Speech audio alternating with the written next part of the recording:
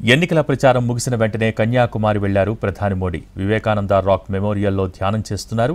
48 గంటల పాటు ధ్యానం చేయనున్నారు. ఎన్నికల ప్రచారం ముగిసిన తర్వాత చివరి దశ పోలింగ్కు ముందు ధ్యానం చేసే సంప్రదాయాన్ని కొనసాగిస్తున్నారు.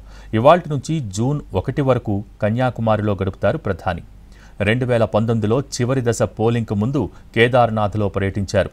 అక్కడ ఓ గుహలో ధ్యానం చేశారు మోడీ. అలాగే 2019లో తమిళనాడులోని అరుల్మిగు రామనాథస్వామి ఆలయం, శ్రీ రంగనాథస్వామి ఆలయం, కోదండరామస్వామి ఆలయాలను సందర్శించారు ప్రధాని మోడీ.